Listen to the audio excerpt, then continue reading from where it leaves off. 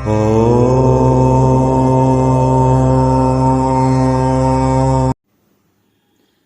Sriram. Harivamsam part 4 నాలుగవ భాగం. 3 భాగాలు ఇదివరకు మనం చెప్పుకోవడం జరిగింది. కొన్ని చిన్న అంతరాయాల వల్ల కాస్త ఆలస్యమైంది. ఇక నుంచి 4వ భాగం దగ్గర నుంచి మళ్ళీ మనం పరిపూర్ణంగా ఈ హరివంశాన్ని చెప్పుకుందాం. శ్రీ గోపాలకృష్ణ పరబ్రహ్మణే నమః. జరాసంధుడి వధ. కంసుడు ఎలా పుట్టాడో ముందుగా వృత్తాంతం 3వ భాగంలో చెప్పడం జరిగింది. ఇది 4వ భాగం. శ్రీకృష్ణుడు ఆ విధంగా మధురానగర రాజ్యపాలన భారాన్ని స్వీకరించి గోపకుల నివాస వ్యాసాంగం మనసుకు వింతలు చేకూరుస్తూ వారితో స్నేహబంధుభావంతో ప్రవర్తిస్తూ ఉన్నాడు. ఆ సమయంలో కంసవధ వల్ల ఘోర పరాభవాన్ని పొందినటువంటి జరాసంధుడు శ్రీకృష్ణుడి ఐశ్వర్యం పట్ల అసూయపడుతూ ఉన్నట్ట. మీదిముఖిలో తన కుమార్తెలైనటువంటి ఆస్తి పాస్తి కంసమరణం వల్ల వైధవ్యం పొందారు అనేటువంటి దుఃఖం అతగాన్ని కృంగరిస్తూ ఉంది. ఇరువీరులు కృష్ణుడు అండ చూసుకుని వెర్రవేగడం దుస్సహనమైంది. త్రిలోకవాసులకు భయంకరుడైనటువంటి కంసుడిని ఓ కుర్రవాడు అవలేలగా సంహరించాడనేటువంటి వార్త కర్ణ కఠోరంగా వినడానికి చాలా ఇబ్బందిగా ఉంది. వైధవ్య దైన్యంతో తన కుమార్తెలు తన కళ్ళ ముందు తిరుగుతూ ఉండగా తాను నిస్సహాయుడిగా ఉండడం భావ్యం కాదనిపించింది. పూర్వజన్మ వాసన ప్రేరితమైనటువంటి ఏదో ఒక వైరం అతనిలో క్రోధాన్ని రెచ్చగొడుతూ ఉంది. మనుష్యమాత్రుడు తన అల్లుడిని పరిమార్చలేడు. ఇక తాను ఉపేక్షించడం రాజలోకం సహించదని చెప్పని భావించాడు జరాసంధుడు. రోషంలోనూ దర్పంలోనూ తనంతటి వాడు మరొకరు లేడు అని చెప్పని విర్రవీగే జరాసంధుడు సర్వం సహా చక్రంలోని రాజులందరినీ కూడా, అంటే మొత్తం చుట్టుపక్కల ఉన్నటువంటి రాజులందరినీ కూడా సమావేశపరుచుకుని వారిని ఉద్దేశించి ఇలా చెప్పాడు: వీరాధువీరులారా, అజేయ పరాక్రమంతులైనటువంటి వారు మీరందరూ కూడా మనందరం ఏకలక్ష్యంతో ఈనాడు కర్తవ్య దీక్షా కంగడ బుద్ధులమైనాం. ఒకనొక బాలుడు తానే పురుషోత్తమావతారంగా అహంకరించి రాజలోకానికందరికీ కూడా అవమానపరంగా ప్రవర్తిస్తూ ఉన్నాడు. ఆ గోపికా విహారాలు, ఆ చిలిపి చేష్టలు సహింపరానివిగా తయారయ్యాయి. మీకందరికీ తెలుసు, మహావీరుడైనటువంటి కంసుడిని అన్యాయంగా నేలకూల్చాడు. అలాంటి కుర్రవాణ్ణి మనం సహించి ఊరుకున్నాం అనుకో, అది మనకి బలహీనతగా తయారయ్యి ఈ ఆడవులందరూ కూడా తదితర లోకం భావించే అవకాశం ఉంది. అందుచేతని చెప్పని మనమంతా ఏకముఖంగా కృష్ణుడిపై దండెత్తవలసినటువంటి అవసరం ఏర్పడింది. నా ఆహ్వానాన్ని మన్నించి ఇచ్చేసినటువంటి మీ అందరికీ కూడా హార్దిక స్వాగతం పలుకుతూ ఈ రణోత్సాహంలో అపరిమితానందంతో మీరందరూ కూడా పాల్గొనవలసిందిగా కోరుతూ ఉన్నాను అన్నాడు జరాసంధుడు. అంటే అంతో ఎంతో కొంతమంది కృష్ణుడి మీద మంచితనంగా భావించి ఉన్నటువంటి వాళ్ళందరినీ కూడా ఇతని మాటలతోటి తన వైపుకి తిప్పుకున్నాడు. ఇక రాక్షసరాజులందరూ కూడా తథాస్తు అన్నారు. రాజలోకంలోని వీరులు సమరశంఖాన్ని పూరిస్తూ 21 అక్షోహిణుల సైన్యాన్ని సమాయత్తం చేసి మధురపై దండెత్తి యుద్ధానికి వచ్చారు. యమునా నదీ తీరంలో సేనా శిబిరంలో అక్కడ సేనా శిబిరాలు వేసి విడిది చేశారు. యుద్ధ నియమాల ప్రకారం ముందుగా దూతలను పంపడం సంభావ్యం అని చెప్పనున్నారు కొందరు వృద్ధవైరులు. సరే అని చెప్పని అవండీ దేశాధిపతులైనటువంటి విందాను అనేటువంటి వీరులను పిలిచి దూత కార్యానికి వినియోగించారు. వారు శ్రీకృష్ణుడితో సంభాషించి దర్శించే భాగ్యం కలగబోతోందని చెప్పని మనస్సులో ఆనందపడుతూ యాదవీరుణ్ణి తాము అందరికన్నా ముందుగానే చూసే భాగ్యం కలిగినందుకు ఆనందపరవశులయ్యారు. అంటే అందరికీ కూడా కృష్ణుడంటే అమితమైనటువంటి భక్తి, ప్రేమ, అభిమానము, అలాగే ఆయన ఏదైనా సరే చేయగలడు అనేటువంటి ఉద్దేశము కూడా వీళ్ళందరికీ ఉంది. అయితే ఏంటంటే నలుగురితో పాటు నారాయణ అన్నట్టు వీళ్ళందరూ కూడా ఎవరైతే యుద్ధానికి వెళ్దామని చెప్పనున్నారో వాళ్ళందరితో ఇష్టం ఉన్నా లేకపోయినా కానీ దండెత్తడానికి వచ్చినటువంటి వాళ్ళలో కొంతమంది ఇలాంటి వాళ్ళు. జరాసంధుడు దూతవాక్యాలను నివేదించి వారిని మధురకు ప్రయాణం చేశాడు. వారు యుధ సమాపద్యంలో ఉన్నటువంటి ఉగ్రసేనుడి వద్దకు విచ్చేశారు. బలరామకృష్ణుల సమక్షంలో వారు తమ రాకకు గల కారణాన్ని వివరించి జరాసంధుని వాక్యాలను యథార్థంగా విన్నవించారు. జరాసంధుడు మీ ముందు చెప్పమన్న మాటలు మీకు వినరానివైనా సరే మేము చెబుతాం. జరాసంధుని మాటలు చెబుతున్నాం, వినండి. కృష్ణ, నీవు మీ అన్న పెద్ద పోటుగాళ్ళని చెప్పిన విర్రవేగి వంశిని, అతని సోదరుని, అతని అనుచర వర్గాన్ని కూడా సంహరించారు. అతడు నా అల్లుడు, మహాపరాక్రమ సంపన్నుడు, త్రిలోకాధిపతులను కూడా గజగజలాడించినటువంటి సామర్థ్యం కలిగినటువంటి వాడు. నిష్కారణంగా మీరు అతన్ని చంపడం నాకు ఎంతో మనస్తాపం కలిగిస్తూ ఉంది. అంతేకాదు శోకార్తులైనటువంటి నా కుమార్తెల వైధవ్యాన్ని అనుభవిస్తూ ఉన్నారు. ఇంతకాలం నేను ఓపిక పట్టాను. అశక్తుడిగా బిడ్డల శోకాన్ని చూస్తూ కూర్చోలేక మీ మీదకి దండెత్తి వచ్చాను. నిన్ను సంహరించి కానీ మధురానగర్ ప్రవేశం చెయ్యను. ఎవరైతే నా అల్లుని రూపం ఆపారో అతన్ని చూస్తూ నేను మధురానగరంలో ప్రవేశించి ఆ దుఃఖభారాన్ని నేను సహించలేను. అది విషాద సంఘటన. అందువల్ల నువ్వు నీ ఆయుధాలతో యుద్ధానికి సన్నద్ధమై వచ్చినా సరే నీవు కానీ నేను కానీ ఎవరో ఒకరు జీవించాలి. ఇద్దరూ జీవించడం వల్ల నేనంటే నీకు తృణప్రాయంగా తోచవచ్చు. ఒక ఆడదాన్ని, ఒక నిరుదోత్తను, ఒక గాడిదను, ఒక కోడిని, ఒక గుర్రాన్ని చంపాను కదా అని అహంకరించి మాట్లాడతామో. జరాసంధుడు వచ్చాడని చెప్పిన మర్చిపోకు. ఎదురై నిల్వగనోపితేని సమరోదీర్ణ స్ఫురద్బాహుసం అని చెప్పని జరాసంధుడు తన ప్రతిజ్ఞని ఈ విధంగా చాటి చెప్పాడు. కృష్ణ, మృత్యువుకు నిన్ను అప్పగించగానే నేను విశ్రాంతి తీసుకోను. అంతవరకు నా మనస్సుకు శాంతి లేదు, నా ఆవేదనకు అంతం లేదు. నా బిడ్డల కన్నీళ్లు తుడిచే హక్కు నాకు అప్పుడు కానీ కలగదు. నీవు బ్రతికి ఉన్నంతకాలం నా బిడ్డలు నిన్ను చూసి పలవరించక మానరు. అయితే నువ్వు నీ యాదవ సమూహాన్ని చూసుకుని వారి సహాయంతో ఎంతవారినైనా యుద్ధానికి ఉపక్రమించవచ్చని చెప్పిన భ్రమపడతావేమో. వారి శక్తి సంపదలో నా వద్ద చెప్పకు. నీవు వారు నా కాలిగోడికి కూడా సరిదారు. నీ బంధజనాన్ని, అక్రూరుణ్ణి, సాత్యకిని, నీ సైన్యాన్ని సమాయత్తం చేసి రేపే యుద్ధానికి బయలుదేరు.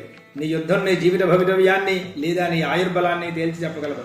మన ఇద్దరికి కంసవధ వల్ల కలిగినటువంటి వైరం అందరితో కానీ సమసిపోదు. ఇవి నా వచనాలుగా స్వీకరించి నువ్వు యుద్ధం సంరంభం చేయాలి అని జరాసంధుని వచనాలు విందానవిందులు యాదవ సభలో కృష్ణుడికి వినిపించారు. ఆ మాటలు విని కృష్ణుడు మెల్లమెల్లగా నవ్వుతూ విందానవిందులను చూసి, సకులారా, మీ రాజు చెప్పినటువంటి మాటలు వర్ణించారు. భేష్, బాగా చెప్పారు. మీ మాటల ధోరణికి నాకెంతో సంతోషం కలిగింది. ఈ యాదవ సభ మీ మాటలు విని సంచలితమైంది. అయితే నా ప్రతివచనం కూడా వినండి. మీ రాజు ఏదేదో పాతకథలు తప్పి వైరాన్ని పునరుక్తం చేస్తూ ఉన్నాడు. వైరహేతువు కంసవధ, అది నిష్కారణంగా జరిగిందన్నాడు. అది అతని వాదన. సరే, ఇంతకు నేను చేతలవాడినే కానీ మాటలవాడిని కాదు. అయితే జరాసంధనికి నా ప్రతివచనంగా ఇలా చెప్పండి. అల్లుని సంహరించిన వాణ్ణి తనను వదిలిపెళ్తాననుకోవడం భ్రమ. అయితే నాకు శ్రమ లేకుండా తానే నా వాకిటికి వచ్చి వాలడం జరిగింది. వంటింటి గుండేలుగా వచ్చినటువంటి ఆ రాక్షసుని వదిలిపెట్టడం ఆ బ్రహ్మకు కూడా సాధ్యం కాదు. ఆనాడు రాక్షసాంగన దయదలిచి 2 ముక్కలుగా పడి ఉన్నటువంటి ఇతని శరీరానికి ఇతగాని శరీరాన్ని అతికించింది. దాంతో అతనికి బతికి బట్టగట్టి తానకు రాజునని చెప్పని విర్రవీగుడుతూ ఉన్నాడు. ఆ 2 ముక్కలను విడదీసి అతని ఆయువు హరిస్తే గాని అతని శక్తి ఎంతదో తెలియదు. కంసుడిని చంపి ఉగ్రసేనుడికి రాజ్యభారం అప్పగించినట్లే ఆ జరాసంధుని సంహరించి అతని కుమారుని రాజ్యాధీశుని చేస్తాను.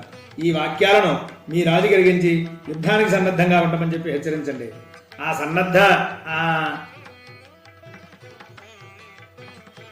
ఆసన్న మృత్యువైనటువంటి అతన్ని ఎవరూ కాపాడలేరు. అంటే మృత్యుకు దగ్గరగా ఉన్నవాడిని ఎవరో కూడా కాపాడలేరు అని కృష్ణుడు సభను జాలించాడు.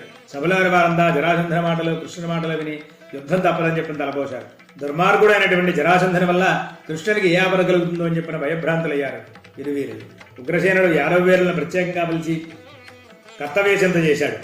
జరాసంధుని వల్ల కలిగినటువంటి ఆపద దాటేందుకు మార్గాల్ని అన్వేషించాడు. ఇరువీరులు యుద్ధ సన్నయ్యులయ్యారు. వారిలో వృద్ధవీరుడైనటువంటి వికద్రుడు కృష్ణుడితో ఇలా అన్నాడు. కృష్ణ, పద్మంలో బ్రహ్మ జన్మించినట్లుగా నువ్వు యాదవ వంశంలో జన్మించావు. సమస్త యాదవులను కష్టాలను రక్షించాలి. శత్రు సైన్యం సామాన్యమైనది కాదు. ఎలాగైనా సరే ఉపశాలమైనటువంటి నీవు వారిని ఓడించి మధురకు జయోత్సాహంతో తిరిగి రావాలి. అందుకు నీవే సమర్థుడవు. శ్రీకృష్ణ, బలగర్వితుడైనటువంటి కృష్ణుడు ఇంతకాలం తనకెదురు లేదనే అహంకారంతో యుద్ధ పరికాలను గాని కోటను గాని సిద్ధంగా ఉంచలేదు. అసంస్కారమైనటువంటి ఆయుధాలు, సమృద్ధిగా లేనటువంటి ధనధాన్యాలు మనకు భయాన్ని కలిగిస్తున్నాయి. అందువల్ల మనం ఈ దుర్గాన్ని నమ్మరాదు. అదిరిపాటిగా రాక్షసుడు వచ్చి మన మీద దండెత్తడానికి సిద్ధమయ్యాడు. అలా అకస్మాత్తుగా వచ్చినటువంటి శత్రువుని చూచి అధైర్యపడి లోపలి వారెవరో బయటకు తలనోపకపోతే రాష్ట్రం శత్రు హస్తగతం కాక తప్పదు. శత్రుపక్షం వాళ్ళు అప్రమత్తంగా ఉండడం గమనించి దండెత్తడం వల్ల లాభం పొందగలమని చెప్పని జరాసంధుడు ఊహించాడు. అంటే ఎంత బలమైనటువంటి కోట ఉన్నప్పటికీ కూడా కోటలో ఉన్నటువంటి ప్రజలు, మహారాజుతో పాటు సైన్యము, ప్రజలు అందరూ కలిపి ఉన్నట్లయితేనే ఒక రాజ్యాన్ని మనం దక్కించుకోగలం.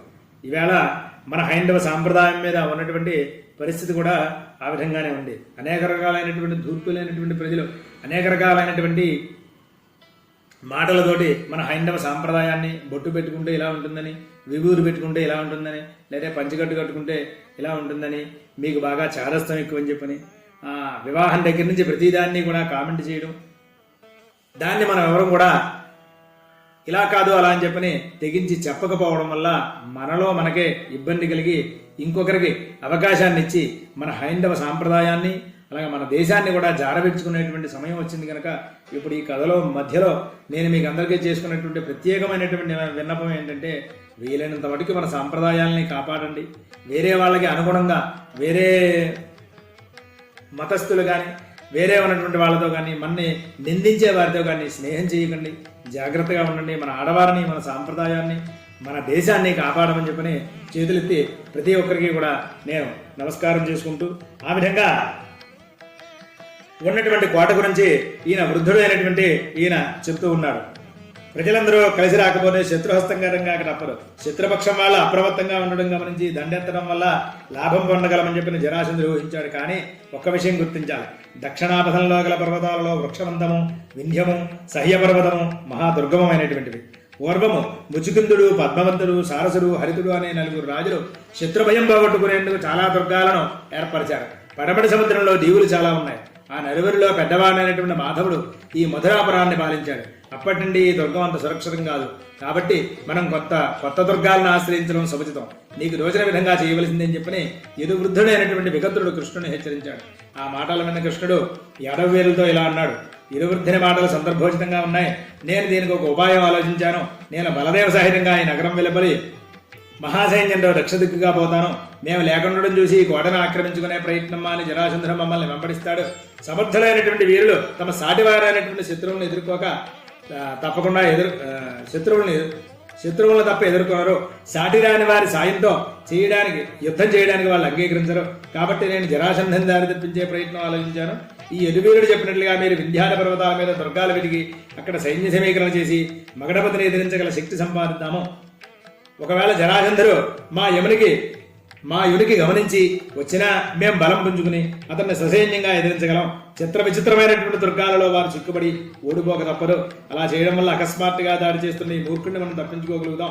అందువల్ల పురజనులకు ఏ విధమైనటువంటి అపాయం కలగదు, అలజడి ఏమీ పుట్టదు. కాబట్టి మీరు ఈ ఆలోచనకి అంగీకరించాలి అన్నాడు కృష్ణుడు. యాదవులంతా దీనికి అంగీకరించారు. కృష్ణుని సమయోచితాపాయానికి అందరూ కూడా సంతోషించారు. బలరామకృష్ణులు యథాప్రకారంగా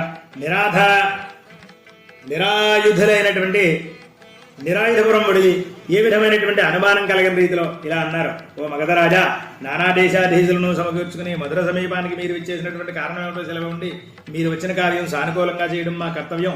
ఏ విధమైనటువంటి వర్తమానము లేకుండా హఠాత్తుగా రావడానికి గల కారణం ఏమిటో చెప్పవలసింది అన్నారు బలరామకృష్ణులు. ఆ మాటకి జరాసంధుడు రోష కషాయ నేత్రుడై, అవురా, మమ్మల్ని ప్రశ్నించడానికి సాధించారా వీరు అని మనసులో వ్యక్తీకరించుకుని ఇలా అన్నాడు. మహాబలవంతులైనటువంటి మిమ్మల్ని గురించి విన్నాను. మిమ్మల్ని యుద్ధంలో జయించి మీ శౌర్యాన్ని తిలకించాలని వచ్చాను. మీరు వేరే ప్రయత్నం మాను నన్ను ఎదిరించండి. శత్రువుని చంపితే గానీ జరాసంధుడు వెనుదిరగడు. జరాసంధుని చేతిలో ఓడని రాజు లేడన్న విషయం మీరు వినే ఉంటారు కదా. మీకు నా వైరానికి గల కారణాలను వేరువేరుగా విస్తృతంగా చెప్పవలసినటువంటి అవసరం లేదు. ప్రత్యక్షంగా నాకు మీరు అపకారం తలపెట్టకపోయినా నా కుమార్తెకు మీరు కలిగించినటువంటి హాని మరవరాది. సరే, మాటలు గట్టిపెట్టి యుద్ధానికి సన్నిధులు కండి అని జరాసంధుడు అంటూనే ధనుష్టంకారం చేసి బాణాలు దొరికి కవచదారి నిలిచాడు. క్షణకాలంలో యుద్ధ సన్నాహంలో జరాసంధుని చూసి ఇరు కుమారులు ఆశ్చర్యమేమీ పొందలేదు. ఆ వైరచర్యను గమనించినటువంటి వారి వలె దక్షిణాభిముఖులే ప్రయాణం సాగిస్తూ ఉన్నారు. అలా వెళుతూ రాష్ట్రాలు, పట్టణాలు చాలా గడిచి వింధ్యారణ్య పర్వతాన్ని సమీపించి వృక్షవంతం మొదలైన అరణ్యాలు దాటి సహ్యాద్రి అడవుల్లో ప్రవేశించారు. ఆ సహ్యశైల ప్రాంత అడవుల్లో ఒక మహావటవృక్షాన్ని చూశారు. సుందరమైనటువంటి ఆ ప్రదేశంలో పరమశివుడిని తదేకంగా అర్చిస్తూ ఉంటాడు పరశురాముడు. బహుపరిజనములు పరివేష్టించగా హోమధేనము సమీపంలో ఉండగా తపస్సు చేస్తున్నాడు భార్గవుడు.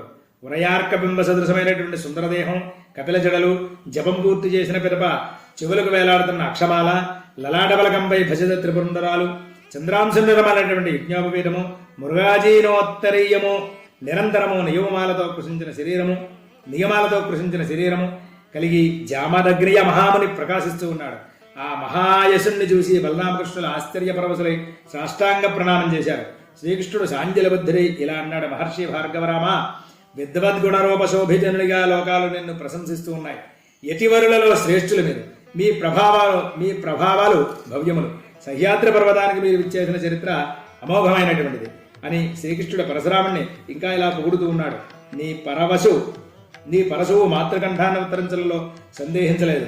అఖిల రాజవంశ వినాశానికి నీ పరశువు ముందు కురికింది. పరశు అంటే గొడ్డలి. నీ ప్రభావం ఎంతనే కొనియాడను. మేము యమునానదీ తీరంలో ఉన్న మధురాపుర నివాసులం. ఇరువంశతులకునైనటువంటి వసుదేవుని కుమారుడు. బలరాముడు మా అన్న. నన్ను కృష్ణుడు అంటారు. కంసుని భయంతో మా తండ్రి మమ్మలను పుట్టినది మొదలు ఓకులంలో పెంచగా పెరిగాం. క్రూరుడైనటువంటి కంసుని చంపి అతని తండ్రి ఉగ్రసేనుడికి న్యాయసమ్మతంగా అతనికి రావాల్సినటువంటి రాజ్యాన్ని అప్పగించాం. కంసుని చంపామనే నేపంతో అతని మామ జరాసంధుడు మా మీద పగబూని సైన్య సమేతంగా దండెత్తి వచ్చాడు. బలవంతుడై విచ్చేసినటువంటి అతన్ని ఎదిరించలేక మేము నిరాయుధులుగా కాలినడికన ఇంత దూరం నడుస్తూ వచ్చాం. మహిమాన్వితులైనటువంటి మీరు మమ్మల్ని ఈ ఆపద నుండి రక్షించాలి. సర్వసన్నద్ధంగా ఉండే జరాసన్ని ఎదిరించడం గొప్ప విషయం కాదు.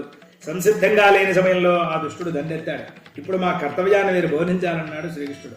ఆ మాటలు విని పరశురాముడు ప్రసన్నుడై శ్రీకృష్ణుని ఉద్దేశించి ఇలా అన్నాడు: ఇదింసభూషణ, ముఖస్థుతి మాటలాడడం నాకు చేతగాని పని. నీవు కారణ జన్ముడవు, మానుష రూపంలో విచ్చేసినటువంటి అవతారమూర్తివి, దుష్ట రాక్షస సంహారానికి విచ్చేసినటువంటి పరాత్పరుడవు. నీ బాల్య క్రీడలో ఆ నోటా ఈ నోటా నేను విన్నాను. పూతనా సంహరణాది వార్తలు నా చెవిని సోకాయి. నిన్ను చూడాలనే తాపత్రయం చాలా కాలంగా ఉంది. ఇంత చిన్న వయసులో అతి మానుషమైనటువంటి దైవిక శక్తులను ప్రదర్శించినటువంటి నీ ప్రతిభ అసాధారణం. నిన్ను భగవత్ స్వరూపంగా భావించి నీతో క్రీడిస్తున్నటువంటి గోపకులు అదృష్టవంతులు. కంసాది రాక్షసులు నీ చేత మరణించారని చెప్పి తెలుసు. నీ దివ్య మంగళ రూపాన్ని చూడాలనే చాలా కాలంగా నా కోరిక.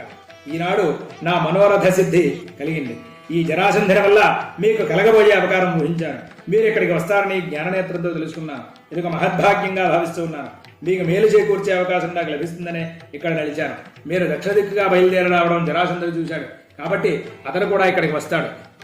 మీకు అతనికి యుద్ధం అనివార్యం. అయితే నేను ఒక ఉపాయం ఊహించాను. ఇక్కడికి సమీపంలో కరవీరపురం అనేటువంటి రాజ్యం ఉంది. దానిని శృగాల వాసుదేవుడు అనే రాజు పరిపాలిస్తూ ఉన్నాడు. అక్కడ జరాసంధుని జయించడానికి అనువైనటువంటి దుర్గం ఉంది. మీరు ఆ నగరాన్ని చూసి మిమ్మల్ని అక్కడికి చేర్చే ప్రయత్నం చేస్తాను అన్నాడు పరశురాముడు సాదరంగా. వేణీతటం పేరుతో ప్రసిద్ధి నొందినటువంటి రేవుదాటి చక్రగిరి వెళ్ళాలి. అక్కడ మహాచోరులు ఉంటారు. అక్కడ ఒక రాత్రి గడపాల్సి ఉంటుంది. దాని తర్వాత ఖడ్గగ అనే ఏటి తీరం వస్తుంది. అక్కడ మహిమాన్వితులైనటువంటి తపస్సాలు ఉంటారు. నిష్కాములైన వారిని దర్శించి కాంచీపురికి బయలుదేరండి. అక్కడ నుండి ఆనరోహ తీర్థం, ఆవలగోమంతం, అక్కడ మహాదుర్గం ఉంది. అది దేవతలకు కూడా సులభ సాధ్యం కాదు. మీరు ఆ శృంగంపైకి చేరుకోవాలి. దాని ప్రభావం చెప్పతరం కాదు. ఆ శృంగం మీదకి ఎక్కితే సూర్యచంద్రులు తారలో ఉండే ప్రాంతం అతి సమీపంగా ఉన్నట్లుగా తోస్తుంది. అక్కడ అంతర్ద్వీపం గల సముద్రం కనిపిస్తుంది. ఆ ప్రదేశంలో మీరుంటే జరాసంధుడు మిమ్మల్ని జయించలేమనే భయంతో వెనుదిరిగి పారిపోతాడు. అక్కడ మిమ్మల్ని జయించడానికి ఎవరికీ సాధ్యం కాదు. మీకు ఆ సమయంలో చక్రశారంగములు, కౌమోదికి, గదశానంద సంవర్తకులనే ముసలలాంగలాలు తోడ్పడతాయి. పురాణ దివ్య రూపాలతో వైరునకు భయంకరులుగా మీరు కనిపిస్తారు. యాదవులకు, మాగధులకు యుద్ధం సంభవిస్తుంది. అప్పుడు కొంత జనం నాశనం అవుతారు. నీ అవతార కారణమైనటువంటి ఆ పని జరగాలి అన్నాడు పరశురాముడు. ఆ మాటలు విని బలరామకృష్ణుల సమీపంలో ఉన్న శత్రుభయం లేదని చెప్పని సంతోషించారు. పరశురామునితో పాటు బలరామకృష్ణులు మహాదీప్తిమంతులైనటువంటి మూఢకుల వలె కదిలారు. అలా ప్రయాణం సాగించి గోమంతాన్ని సమీపించారు. అక్కడ చేరగానే జామదగ్ని కృష్ణుని అనేక విధాలుగా స్తుతించి ఇలా అన్నాడు: కృష్ణ, ఇదే మీరు ఉండవలసినటువంటి పర్వతం. ఇక్కడికి తీసుకువచ్చే రేపటిలో మీ హృదయాలను నేను చూరగొన్నాను. భువనక్షేమనియుక్తికై ఎదుకులాంభోరాశి పూర్వేందువై భవముప్పారజనుంచి మానుషకృతిన్ ప్రచ్ఛన్నమై నైజభూతి విశేషం విరనల్ప బుద్ధులకు బోధింపంగరాకిట్టులు విభునన్ను భుజించి ధీరులు గడున్ ధంజులున్ సరోజేక్షణ. అంటే ఓ మహానుభావ, నీవు వినతాపుత్రుడైనటువంటి గరుత్మంతుని స్మరిస్తే అతడు నీకు వాహనంగా విచ్చేస్తాడు. గరుడ కేతనుడిపై నీవు యుద్ధం చేయవచ్చు. నీవు గరుడుని స్మరించు. మీరు అప్రమత్తులుగా మెలగవలసి ఉంది. శత్రు సైన్యాలతో వస్తున్నటువంటి సూచనలు కనిపిస్తున్నాయి. నేను మీ నుండి సెలవు తీసుకుంటున్నానని చెప్పిన పరశురాముడు వీడ్కోలు కోరాడు. పరమ సౌహార్దలాంతరంతో కూడినటువంటి మధుర హృదయాలతో బలరామకృష్ణులు సగౌరవంగా వీడ్కోలు పలికారు. జామరగ్నే భగవతారమైనటువంటి శ్రీకృష్ణుని దర్శించగలిగాననే పరమానందంతో నిజస్థానానికి బయలుదేరారు. బలరాముడు శ్రీకృష్ణుడు ఆ కొండ శిఖరంపై ఉత్సాహపూరితమైనటువంటి హృదయాలై తిరిగారు. ఆ శిఖరంపై ద్వంద్వాల పాటలు పాడుతూ తిరుగుతూ ఉన్నారు. మరొక వైపు కొండ గుహల్లో సింహనాదాలు వినిపిస్తూ ఉన్నాయి. చారడ దంపతులు సయ్యాటలాడుతూ సంచరిస్తూ ఉన్నారు. పుష్పలతలను ఆఘ్రాణిస్తూ మధుపాలు శంకారం చేస్తున్నాయి. గంధర్వ దంపతులు సెలయాళ్లలో జలకాలాడుతూ పురిసిపోతూ ఉన్నారు. సిద్ధ కుటుంబాలు సానువులపై స్వేచ్ఛగా తిరిగాడుతున్నాయి. అలాంటి రమ్య ప్రదేశాలలో తిరుగుతూ అన్నదమ్ములు కొన్నాళ్లు గడిపారు. ఒకనాడు బలదేవుడు ఒక్కడే విహారార్థం సానువుపై చిరిస్తూ తన విహారఖేదాన్ని పోగొట్టుకునే తలంపులో కరంబ వృక్షం సమీపంలో విశ్రమించాడు. సమీపంలోనే సెలయేడి గాలి హాయిగా వీస్తూ ఉంది. ఆ చల్లగాలికి స్వేటమంట ఆరిపోయి వినోదంగా చూస్తూ కూర్చున్నాడు బలదేవుడు. ఇంతలో పెదవులు ఎండిపోయాయి. దప్పిక వచ్చింది. ఆ వృక్షం కొమ్మ పట్టిలాగా అతి మనోహరమైనటువంటి కాదంబరి రసధార స్రవించింది. దానిని త్రాగగా మరమెక్కగా కళ్ళు ఎర్రగా అయ్యాయి. శరీరం విరసమైంది. ఇంతలో మధిరాదేవి సాకారయ్యి వచ్చి నిలిచి అంజలి ఘటించింది. అద్భుతావహంగా ఆమెను చూస్తూ ఉండిపోయాడు బలదేవుడు. మధిరాదేవి బలదేవునితో ఇలాంటి దేవా క్షీరసాగర మథన సమయంలో అమృతంతో పాటు వరుణాత్మజనుగా జన్మించాను. వారుని అనే పేరుతో నన్ను పిలిచేవారు. నన్ను మీరు అప్పుడు అర్ధాంగిగా స్వీకరించారు. ఈ జన్మలో తిరిగి మీ దర్శన భాగ్యాన్ని ఆపేక్షిస్తూ మా తండ్రి గారు అయినటువంటి వరుణదేవుని ఆజ్ఞను అనుసరించి నిన్ను వరించి ఇక్కడికి విచ్చేశాను. మధుమాస సమయం మధురామోద వికాసంగా ఈ ప్రాంతాలలో సంచరిస్తూ ఉన్నాను. మన పూర్వదాంపత్యాన్ని స్మరించి భూమిపై మిమ్మల్ని వెతికి రెప్పికతో ఉన్నట్టు తెలుసుకుని ఆదుకోవాలని ఇక్కడికి వచ్చాను. ఇంతకాలంగా మీ వియోగంలో కృషించిన ఈ శరీరం చూడండి. వ్యధతో బాధపడుతున్న నన్ను మీరు స్వీకరించక తప్పదు. నేడు మొదలు నాతో అనురాగ వార్ధిలో తేలియాడండి. ఇప్పుడు మీరు కాదని త్రోసివేస్తే నేను విరహానలంలో మాడిపోతాను. దయాహృదయంతో నన్ను నేలి ఆనందాన్ని పొందండి అని చెప్పని వారిని ఒక ఓరగా అవనతాంగి అయి అక్కడ నిలిచింది. మరుక్షణంలో మరోమానుని సుందరాకారంతో వచ్చి నిలిచి ఇలా అంది. దేవా, నా పేరు కాంతిమతీదేవి. నేను చంద్రుడి సమీపంలో ఉంటాను. నన్ను మీరు ధర్మపత్నిగా స్వీకరించాలి అంది. ఇంతలో మరో వనత అక్కడికి ప్రత్యక్షమై, దేవా, నేను సముద్రరాజతనేను లక్ష్మిని. సాక్షాత్ పుండరీకాక్షుడమైనటువంటి నీవు స్వీకరిస్తావని చెప్పని వచ్చాను. నన్ను అనుగ్రహించవలసింది. రత్నమయకాంతితో వెలసిల్లే మీ రాజముకుటము, వజ్ర సమానమైనటువంటి మణికుండలాలు, నూత్న కౌశీయక వసనాలు, హారాలు ఇవన్నీ సముద్రం నుంచి ఉద్భవించినటువంటి నీ సొమ్ములు. ఇటపూర్వం నీవు వీటిని స్వీకరించడం జరిగింది. ఇప్పుడు తిరిగి వాటిని నీవు అనుగ్రహించాలనేటువంటి సమయం ఆసన్నమైంది అని చెప్పని చిరునవ్వుతో చిలిపిగా నిలిచింది లక్ష్మీదేవి. బలరాముడు కర్తవ్యాన్ని ఊహించి ఆ వస్తు సముదాయాన్ని స్వీకరించి వనితల ముగ్గురిని ప్రియంగా లాలించి పరిగ్రహించి శోభాసమోత్సాహంతో శ్రీకృష్ణుడి వద్దకు వచ్చేశాడు. ఆ సమయంలో ఒక విచిత్రం జరిగింది. పాలసముద్రంపై నిద్రిస్తున్న నారాయణుని దివ్య కిరీటాన్ని వైరాజనుడు అనేటువంటి రాక్షసుడు దొంగిలించుకుని ఆకాశ మార్గంలో పరుగులు తీశాడు. పక్కనే ఉన్న గరుత్మంతుడికి అది గ్రహించి మహావేగంతో వెళ్లి వాడితో యుద్ధం చేసి వాడిని సంహరించాడు. ఆ మణిమయ మకుట మహాద్భుత కిరీటాన్ని తీసుకుని ఆకాశ మార్గంలో వస్తూ ఆ కొండ శిఖరంపై ఉన్న శ్రీకృష్ణుని చూశాడు. తల అనాచ్ఛాదితంగా ఉండడం చూశాడు. రూపకార వైభవంతో ఆ నారాయణుడు ఈ శ్రీకృష్ణుడు ఒకటిగానే భాషించాడు. వెంటనే కొండ చర్యలపై దిగి కిరీటాన్ని శ్రీకృష్ణుని మస్తకంపై ఉంచి భక్తి శ్రద్ధలతో నమస్కరించాడు. వినూత్న రత్నకాంతి ఛటులతో శ్రీకృష్ణుడు దేదీప్యమానుడయ్యాడు. ఆ వార్తను వనితాత్రయంతో విచ్చేసినటువంటి బలరాముడికి తెలిపాడు శ్రీకృష్ణుడు.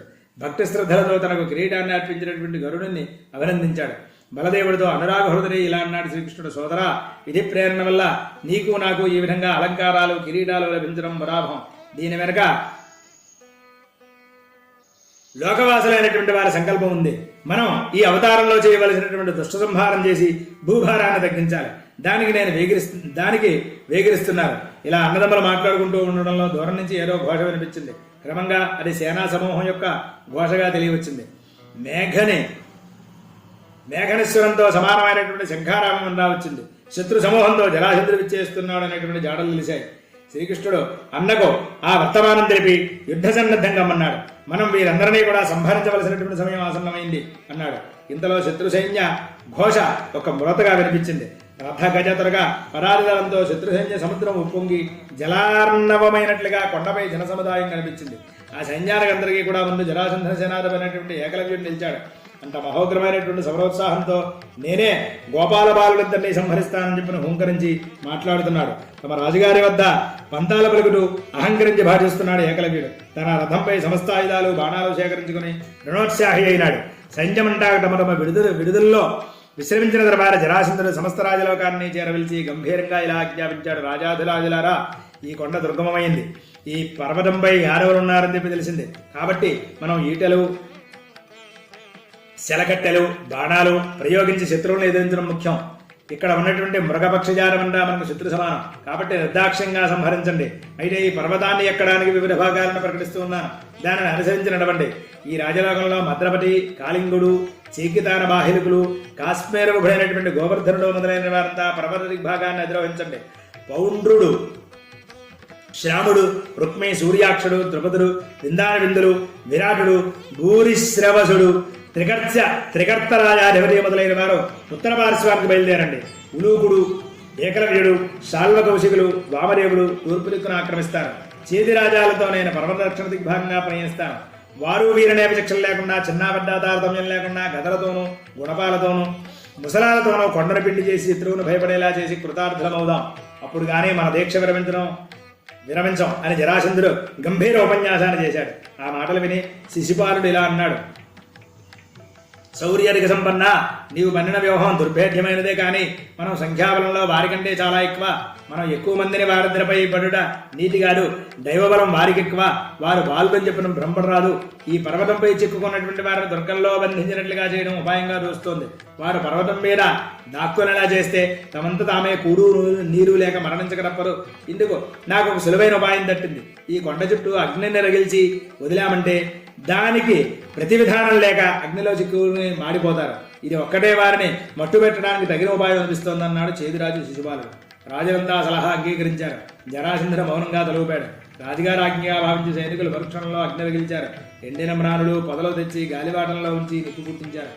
పైన నిండా కట్టెలు కసువు దోసి కొండ చుట్టూ తిరిగి సైనికులు అగ్ని ప్రజ్వలింపజేశారు.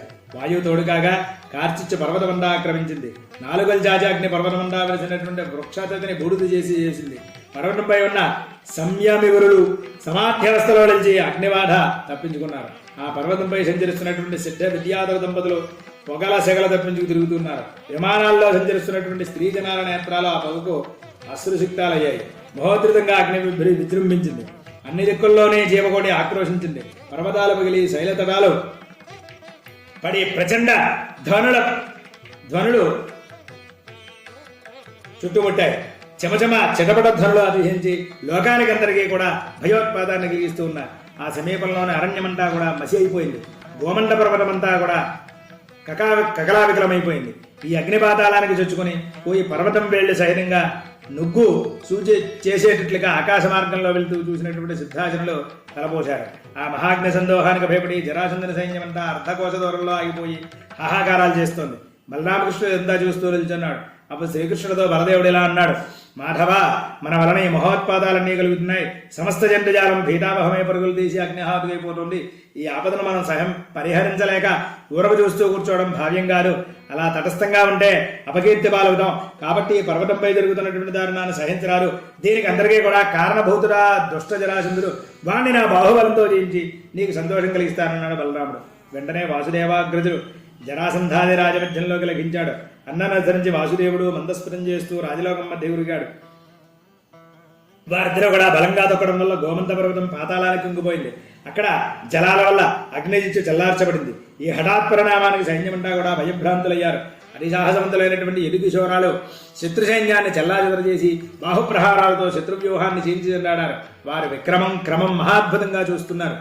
శత్రు బలగంలోని వీరులు అమరులు హర్షాజయంతో జయధ్వనాలు పలుకుతున్నారు. ఆకాశం నుండి ఆశ్చర్యకరంగా ఆయుధాలు రామకృష్ణులకు సహాయంగా వచ్చాయి. దేవతలు సంబోధం పొందారు. ఘోర సంగ్రామం సంకులంగా జరిగింది. ఆయుధాలన్నింటినీ ధరించి రామకృష్ణులు దివ్యాకార శోభితులయ్యారు. సుదర్శన సౌరంగ గోమరికి నందకాలను గోవిందుడు ధరించాడు. సౌనంద సంవర్తకాలను స్వీకరించాడు బలరాముడు. ఆ దివ్యాయుధాలను ధరించినటువంటి మహత్వ కారణంగా బలదేవుడు శత్రు సైన్యాలకు భీకరుడయ్యాడు. శత్రు సైన్యాన్ని చుట్టుముట్టి రోగటితో మోదుతూ నాగేటితో పొడుస్తూ బాణాలను వదులుతూ హతం చేస్తూ ఉన్నాడు బలరాముడు. వీర రసావతారంగా స్వైర విహారం చేస్తున్నాడు. సైన్యం దిక్కుచోతుకు యుద్ధం చేస్తోంది. శ్రీకృష్ణుడు మహోత్సాహంతో చక్రపాతం చేస్తూ సంహరించాడు చాలా మందిని. రాజసమూహం మారంపడిపోయింది. యుద్ధ పరాంగుముఖులై వెనుకబోతున్నటువంటి సైన్యాన్ని చూసి నిర్ఘాండపోయాడు జరాసంధుడు. అయినా వాళ్లలో సమరోత్సాహాన్ని కలిగించాలని, వీరాధివీరులారా, మీరు పరాక్రమంలో ఈ చిన్న కుర్రాళ్ళిద్దరికీ తక్కువేమీ కాదయ్యా. ఈ యుద్ధరంగంలో వాహనం ఎక్కి ఆయుధాలను ధరించి భయం పొందడం ద్రోణహత్యతో సమానమైన పురాణాలు చెబుతూ ఉన్నాయి. మన ధ్యేయం నెరవేరకుండా వెనుదిరిగిపోవడం రాజధర్మం కాదు. క్రూరంగా కంసుని సంహరించినటువంటి ఈ ద్రోహిని మట్టు పెట్టాలి. మనమంతా కూడా ఏకంగా లక్ష్యంతో అక్షయహణల సౌన్యంతో బయలుదేరి వచ్చాం. మీరు ఆ విషయాన్ని మర్చిపోయి అమలలుగా వెనుదిరిగిపోవడం మీ చరిత్రకే కళంకం. ఈ ఇరువురు గోపాలని ఇందరు రాజాధిరాజులు ఎదిరించలేకపోవడం సిగ్గుచేటు. వీరేదో మహాత్ముల శౌర్య పరాక్రమశాలని చెప్పిన మీరు చాపల్యంతో భావిస్తున్నారు. మీరు యుద్ధంలో ముందు నిలబడండి చాలు. నేను ఒంటరిగా ఎదిరించిన బాణాగ్నితో వీరిని హతమారుస్తాను. మీరు నెమ్మదిగా నా మాటలు ఆలించి మదిలో ధైర్యం పూని నన్ను నా ఆయుధాలని ధరించి నిలబడండి అని చెప్పని వీర ఆవేశంతో తన సైన్యాన్ని హెచ్చరించాడు జరాసంధుడు. శ్రీకృష్ణుడు ఆ మాటలకు చిరునవ్వు చిలకరించాడు. సైన్యమంతా తిరిగి ఉత్సాహాన్ని పొందింది. చెదిరిన మొగల ఒక చోట గుబుగూడాయి. తమ తమ ఆయుధాలను వాహనాలను సమకూర్చుకుని యుద్ధ సన్నద్ధులయ్యారు. ఛత్రచామరాలు ధరించారు. భేరీ ఢంకార నినాదాలు చేశారు. రథ చక్ర ఘోషలు, తురగహేషలు, ఘటసింహానాదాలు ప్రచండంగా వినిపించాయి. బలదేవ వాసుదేవులు అప్రమత్తులయ్యారు. సైన్య సమూహం వారి ఎరువుపై శరవర్షం కురిపించింది. సంకుల సమరంలో వారి ఎరువు కూడా అసహాయ సూర్యులుగా తిరుగుతూ ఉన్నారు. కులగిరుల వరే వారు స్థిరంగా వారిని ఎదిరించారు. కోప ప్రతాపం చేసి శత్రుసేనలను మట్టుబెట్టారు. రణరంగం యముని విహారస్థలంగా మారిపోయింది. భూతాభేతాల ఢాకిని జాలం విహారం చేయసాగింది. అసంఖ్యాక సైన్యం నేల కొరిగింది. భయపడి పరిగెడుతున్న వారిని చూసి శ్రీకృష్ణుడు ఇలా అన్నాడు: యోధులారా, నిలవండి. అనేక యుద్ధాలను చేసిన మీరు ఈ విధంగా ఆయుధాలు ధరించి వాహనారూఢులై నిర్జీవంగా ఉన్నారు. మిమ్మల్ని తోడ తెచ్చుకున్నటువంటి జరాసంధుని ఒంటరివాణ్ణి చేసి పారిపోవాలని చూస్తున్నారు. కాలికి బుద్ధి చెప్పాలని చెప్పని చూస్తున్నటువంటి మిమ్మల్ని ఆ రాజు మిమ్మల్ని చూసి ఆ రాజు భయ విహోలుడయ్యాడు. మిమ్మల్ని అనుకునే ప్రయోజనం లేదు. అసహాయశూరుడిగా చెప్పుకుంటున్నటువంటి ఆ దుష్టుడిని ఇలా మా ముందుకు దోయండి. నా బాహుబలాన్ని చెప్పి చూసి అతనికి యుద్ధం అంటే ఏంటో తెలుసుకునేలా చేస్తారన్నాడు శ్రీకృష్ణుడు. ఆ మాటలు విని క్రోధావేశంతో బాణాలు స్వీకరించి రథంపై కొరికి యుద్ధ సన్నాహుడయ్యాడు జరాసంధుడు. శ్రీకృష్ణుని తృణప్రాయంతో భావించేలా అన్నాడు: ఏనుండంగ నరేంద్ర సింహములో నీ విట్లేల నిగ్గింజిది చో నుగ్రాట విలోన నాటటు పశుస్తోమంబులన్ గాచినట్లనే కేశవ లాభు చేవయును ధైర్యంబువన్ కలండండ్రు నిన్న నేర్పిప్పుడు నాకు నెక్కిరగదా ఎత్యంత సిద్ధంబుగన్. అంటే ఓ శ్రీకృష్ణ, పశువుల కాపరగా తిరిగినట్లనుకుని నీవు ధైర్యంగా నిలిచినట్లున్నావు. రాజులందరినీ ధిక్కరించి మాట్లాడుతున్నావు. నాతో బాహాబాహ యుద్ధం చేసి మెప్పించు. అప్పుడు నీ యుద్ధతంత్రం ఎలాంటిదో నేను చెప్తాను. ఊరికే ప్రగల్భాల వెలిగే లాభం లేదు. నీ చేతలో మాటలో రకరకాలు. ఇతరుల వలె నీ చేత ఓడింపబడడానికి నేను బలహీనుణ్ణి కాదయ్యా. నీవు ఇంతకు ముందు ఎందరందరినో సఖ్యం చేసి ఉంటావు. ఈ రోజు నుంచి యమధర్మరాజుతో స్నేహం చేస్తూ ఉన్నావు. అట్ని అట్టహాసం చేశాడు జరాసంధుడు. ఆ మాట అనాదరంగా ఆలకించి చిరునవ్వు కలిగించాడు శ్రీకృష్ణుడు. రక్తనేత్రుడై భీకరంగా అన్నాడు: ఓరీ జరాసంధాదమా, నా లావు తెలుసుకునేంత మనగాడివా నువ్వు. నీవు ఏవేవో మాటలు పలికావు. ఇంతవరకు ఎదుటనే ఉన్న నన్ను గమనించినట్టు లేదురా.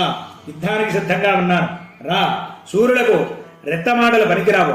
బహుళీల ప్రదర్శించి అస్త్రశస్త్రాలను ప్రయోగించు అని శ్రీకృష్ణుడు జరాసంధునిపై 8 అమ్ములు విసిరాడు. సారథి మీద 5 గుర్రాలు, 5 గుర్రాల మీద, శారద మీద 5, గుర్రాల మీద 5 మరికొన్న బాణాలు వేశాడు. ఇదే అదునుగా భావించి బలదేవుడు బాణంతో జరాసంధుని విల్లు నడిమికి విరగ్గొట్టాడు. ఆ సన్నివేశాన్ని చూసి జరాసంధుని సేనాపతులైనటువంటి కౌశిక చిత్రసేనులు బలరామకృష్ణులపైకి విజృంభించారు. ఆకాశంతో తరిల్లిపోయేలా అరిచారు. ఈ విధంగా తమ తమ బలబలాలను ప్రదర్శించుకుంటూ యుద్ధం విజృంభణం చేశారు. చిత్రసేనుల గడానందంతో బలరామకృష్ణులపై గురిగాడు. ఇంతలో జరాసంధుడు అనేక బాణాలతో శ్రీకృష్ణుని ఎదిరించాడు. నీల సంకాసమైనటువంటి శ్రీకృష్ణుడి దేహం రక్తధారలు స్రవించి సంధ్యా సమయాకాశంలోని మేఘం వల్లే నొప్పాడు కృష్ణుడు కోపారం నేత్రాలతో జరాసంధుని వెల్లిదించాడు. గడపైకెత్తి జరాసంధుడు కృష్ణ వక్షస్థలంపై ఒక వేడి వేశాడు. ఆ గడాఘాతాన్ని కృష్ణుడు వ్యవధిలే నేల కొరిగాడు. బలదేవుడు అది చూచి విభ్రాంతి చెందాడు.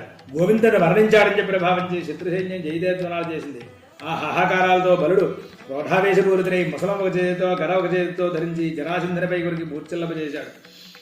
జరాసంధుడు సొమ్మసిల్లడం చూసి బలుడు సింహనాదం చేశాడు. ఆ నాదానికి జరాసంధుడు తెలివుండి గదాదండంతో బలరాముడిపైకి సమధికోత్సాహంతో విజృంభించాడు.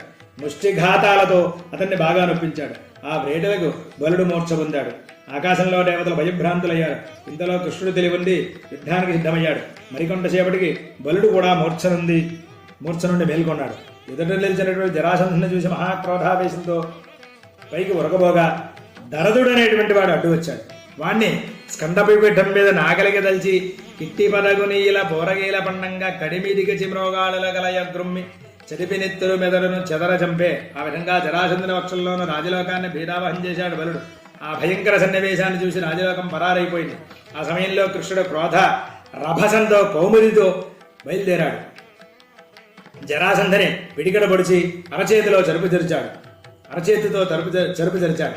జరాసంధని మోకరెబ్బబలిని తూలుతూ గద సడలిపోగా బాణాలు బాణాసనం రథం వదిలి శరణి మొరలు పెడుతూ సైన్య సమూహంతో పాటు తారదు కూడా పరుగులు తీశాడు. రాజలోకంలోని వారు గుర్రాలను దౌడు తీయించారు. అంకుశాలతో పొడిచి ఏనుగులను తరిమారు. చర్నాకోలతో రథాశ్వాలను పరిగెత్తించారు. భయభ్రాంతులే తలకోరిసిగా చల్లాచెదురైపోయారు.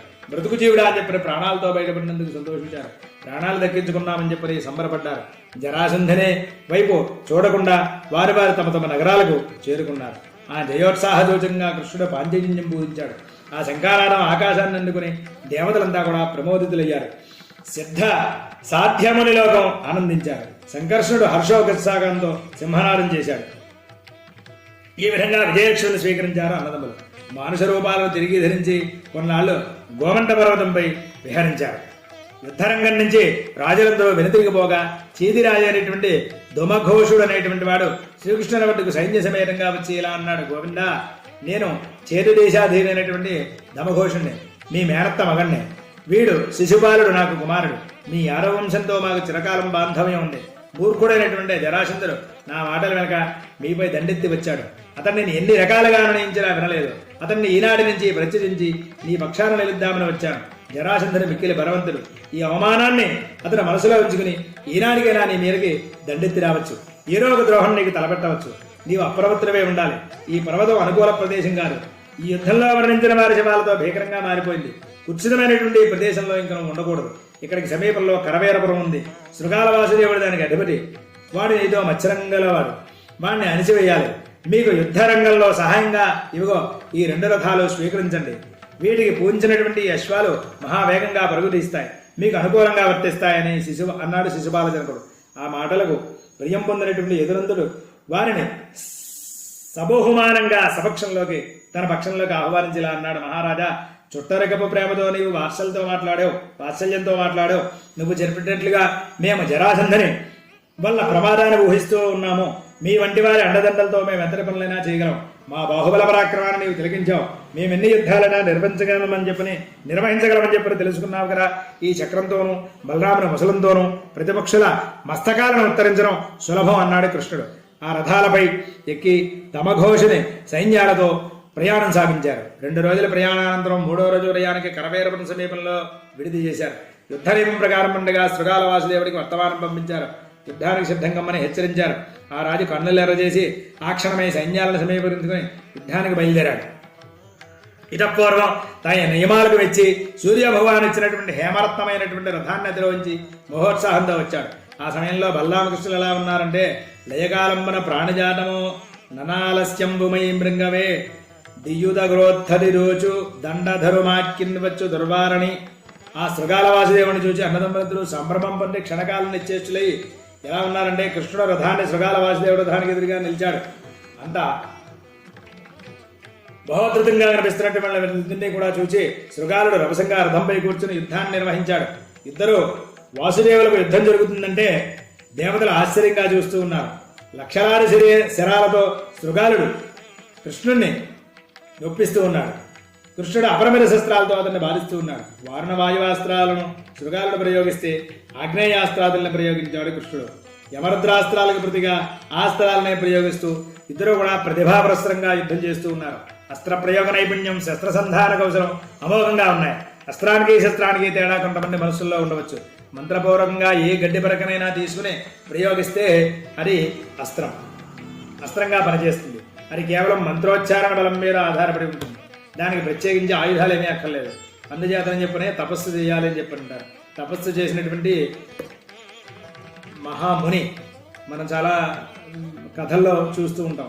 వారు ఇలా నీళ్లు చేతితో తీసుకుని ఆ మంత్రం చదివి శపించగానే ఇలా రాయి అయిపోయారని, లేకపోతే ఏదో పాము అయిపోయారని చెప్పని కథల్లో చెప్పడం అది మనకి అతియోశక్తి ఏం కాదు. ఖచ్చితంగా నిరంతరం జపం ఎవరైతే చేస్తూ ఉంటారో, ఎవరైతే మంత్రాన్ని నిరంతరం ఉచ్చరిస్తూ ఉంటారో, అది గాయత్రి మంత్రం కానీ మరొక మంత్రం కానీ ఏ మంత్రమైనప్పటికీ కూడా ఆ జపాన్ని చేసి దాన్ని ప్రయోగించినట్లయితే ఖచ్చితంగా అది అస్త్రంగా మారుతుంది. అది గడ్డిపరకైనా అని గుణపంగా మారుతుంది అని చెప్పడానికి ఇటువంటివి మనకి ఉదాహరణ.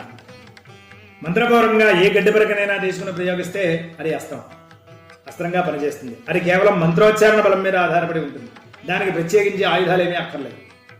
బాణాది ఆయుధాల భుజబలం మీద ఆధారపడి ప్రయోగ నైపుణ్యాన్ని బట్టి శస్త్రాన్ని వాడతారు. శస్త్ర విద్యలో నైపుణ్యం అభ్యాసం వల్ల వస్తుంది.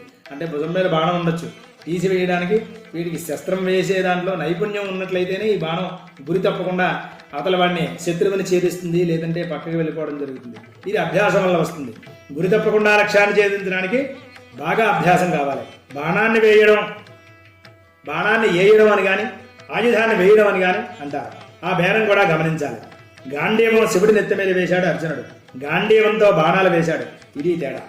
ఈ విధంగా శస్త్ర విద్యా ప్రవీణులు మనకు భారతంలో అర్జునాది వీరులు కనిపిస్తారు కదా. సూచీ వ్యూహంలో ఉన్న సైంధవుడు సాయంకాలం అయింది కదా అని చెప్పని తలనెక్కించి చూశాడు. చక్రం ద్వారా సూర్యాస్తమ భ్రాంతిని కలిగించినటువంటి కృష్ణుడు అర్జునుడితో, అర్జున అడుగో సైంధవుడు, ఇదే సమయం, నీ ప్రతిజ్ఞ నెరవేరాలంటే అన్నాడు. వెంటనే అర్జునుడు సైంధవుడి తల తెగ్గొట్టాడు. కానీ సైంధవుడి తల నేల మీద పడితే అతని తండ్రి శాపం ప్రకారం అర్జునుడి తల 1000 ఒక్కలవుతుంది. దాని మర్మాన్ని ఆలోచించాడు కృష్ణుడు. ఆ శిరస్సు తపో నిపుణుడైనటువంటి సైంధవుడి తండ్రి పడిలా చేయమన్నాడు. ఇక్కడ శరలాఘవం చూపాడు అర్జునుడు. తలను ఆకాశం మీద ఎగిరేలా చేసి సైంధవుడి తండ్రి పడేలా చేశాడు. ఇక్కడ ఉంది అభ్యాస బలం. ఈ అభ్యాసం వల్ల ఆ విధంగా చేయగలిగాడు అర్జునుడు. ఆ అభ్యాస శక్తి వల్ల అది సాధించగలిగాడు. సైంధవుడి తండ్రి కళ్ళు మూసుకునే ఒడిలా పడ్డ వస్తువును త్రోసివేశాడు. అంతే, అతని తల 1000 ఒక్కలైంది. అంటే ఎవరైతే తల కింద పడేస్తారో వాళ్ళ తల 1000 ఒక్కలవుతుందని చెప్పని అతను ఇచ్చినటువంటి శాపం. ఇది మనల్ని వేరే దారికి తీసుకెళ్ళింది. శృగాల వాసుదేవుడు కృష్ణుడి బాణాన్ని వెరగొట్టాలని అస్త్రప్రయోగం చేసే లోపల యుధనందనుడు అర్ధచంద్రాకార బాణంతో అతని విల్లి త్రుంచి శరీరాన్ని నవ్వజేశాడు. ఈ విధంగా ఒకరినొకరు తీసిపోని విధంగా చూపరులకు క్షణం భయోత్సాహాన్ని కలిగించేలా యుద్ధం చేస్తూ ఉన్నారు. అలా శృగాల వాసుదేవుడే రథసారం సంహరించాడు కృష్ణుడు. తనే రథాన్ని నడుపుతూ మరో చేత్తో విల్లు పట్టుకుని కేలీ వినోదంగా కృష్ణుడితో ఇలా అన్నాడు. యుధనందన, గోమంతం మీద కొందరు రాజులు ఓడించాలని మనమెక్కి వచ్చినట్లు ఈ కరవైర వల్లభుడిని గూర్చి నువ్వు విన్నట్లేదు. అల్పులైనటువంటి ఆ రాజుల్ని అందరినీ ఎదుర్కొనడం ఒక ఎత్తు, ఈ శృగాల వాసుదేవ మహారాజుతో క్షణకాల యుద్ధం చేయడం మరొక ఎత్తు. ఆ ధర్మయుద్ధంలో నన్ను జయించడానికి ఆ ఇంద్రాదులు కూడా సాధ్యం కాదు. ఇక చిన్నారు బుడతరువు నువ్వు, నీకు సాధ్యమా? ఏకమాత్ర యోధుడిగా వచ్చావు. అసలు మరో విషయం చెబుతున్నాను విను. లోకంలో 2 వాసుదేవులు ఉండడానికి వీల్లేదు. నేనో నీవో, నా పేరు కూడా వాసుదేవుడే. ఈ క్షణంలో తేలిపోవాలి. నేను లోకంలో చాలా మందిని యుద్ధంలో సంహరించాను, కానీ లక్ష్యం మాత్రం నువ్వే. నా పేరు స్థిరంగా లోకంలో నిలిచిపోవాలంటే ఇదే మార్గం అని ప్రగల్భాలు పలికాడు శృగాల వాసుదేవుడు. ఆ మాటలు విన్నటువంటి దేవకీనందనుడు చిరునవ్వు మోపై వెలగగా శృగాలను చూచిలా అన్నాడు. శృగాల, నీ మనసులో చాలా రోజులుగా ఉన్న రుణమాంచి ఇప్పుడు తీర్చుకుంటున్నావు. నువ్వు ఇంతకు ముందు ఇంత మాత్రం యుద్ధం చేసిన పాపాన పోలేదు. కాబట్టి నేను ఒక క్షణం చూస్తూ ఉంటాను. నీ బాహుబల నైపుణ్యం, శస్త్రార్థ విద్యా ప్రావీణ్యం చూపించు. నీ దగ్గర సత్తా అంతా బయటపెట్టు. ఆ తర్వాత నాకు సామర్థ్యం ఉందో లేదో నువ్వే గమనిస్తావు అని దరహాస చంద్రికలు వేయించాడు శ్రీకృష్ణుడు. ఆ మాటలతో తీవ్రమైనటువంటి కోపాన్ని పూని తోమర చక్ర పరశు పరిఘాధ్యాయుధాలను కృష్ణుడిపై ఒక్కమడిగా ప్రయోగించాడు శృగాలుడు. శత్రు ప్రయుక్తమైనటువంటి వివిధాయుద్ధాలంకారం నీరంధ్రకమై కనిపించగా కృష్ణుడు శృగాలుని ఆటపట్టించాలని చక్రాన్ని తీసుకుని శృగాలుడితో అన్నారు. ఓరి, నేను ఎంతసేపు ఓర్మితో ఉండాలో అంతకాలం ఉన్నాను. నేను చేయగలిగిందంతా చేశాను. నా భుజా వినిర్ముక్తమై వస్తోంది. ఇదిగో మహోగ్ర చక్రం. నీవు ఈ చక్రం బారి నుంచి తప్పించుకోగలిగితే చూడు. నువ్వు ఇప్పుడే అప్రయత్నంగా యమపురి వాగిని నిలుస్తావని చెప్పిన చక్రాన్ని ప్రయోగించాడు కృష్ణుడు. ప్రళయకాలంలో వెలువడ్డట్టుగా చక్రం శృగాల వాసుదేవుడి శిరస్సును 2 ఒక్కలుగా చేసి తిరిగి కృష్ణుడి దక్షిణహస్తాన్ని అలంకరించింది. అలా శృగాలుడు ఘోరంగా మరణించాడనే వార్త తెలిసి అసూర్యం బస్సులైనటువంటి అంతఃప్రకాంతల మహారేణ్యంగా విలపిస్తూ అక్కడికి వచ్చారు. ప్రగల్భాల వలికి మరణాన్ని కొని తెచ్చుకున్నటువంటి అతని మూఢత్వానికి దుఃఖించారు. వారిలో శృగారుని పెద్ద భార్య శ్రీకృష్ణుని ముందు నిలిచింది.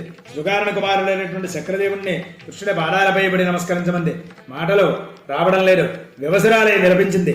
విధాలు తొట్టుబడుతుండగా కరుణామయంగా అన్ని, దేవా ఇతన్ని అనుగ్రహించండి అంది. కృష్ణుడు ఆ వనితా సమూహాన్ని ఓరడించి సకల సామంత మంత్రి పురోహిత పౌర ప్రముఖులను ఆహ్వానించి అతనితో పట్టం కట్టాడు. వైరం మరణాంతమని వారికి తెలియజెప్పాడు. మేనమామ తమఘోషుణ్ణి అతని పట్టణానికి సాగరంపి తాను అన్నతో మధురా నగరానికి బయలుదేరాడు కృష్ణుడు. ప్రయాణం 5 రోజులు పట్టింది. ఆ రోజుకు మధురానగర సమీపానికి చేరుకున్నారు. ఆ పరిసర వాతావరణాన్ని చూడగానే, అలవాటుగా తిరిగినటువంటి ప్రాంతాలను దర్శించగానే కృష్ణుడు పులకించిపోయాడు.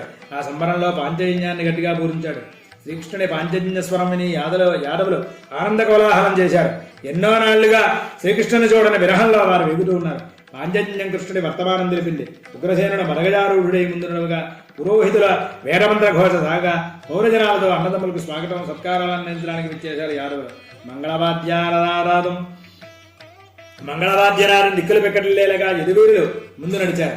ఆబాలగోపాలం మధురానగర వాసుదేవులంతా కూడా పురం బయలువెడలు విచ్చేశారు. శత్రు సంహారం చేసి వాసుదేవుడు బలరాముడు వస్తున్నారనే సంతోషవార్త విని పులకిత గాత్రుల్ని చేసింది. స్వాగత సన్నాహాలు అద్భుతంగా జరిగాయి.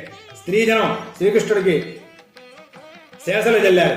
వృద్ధులు ఆశీర్వక్షతలు అందించారు.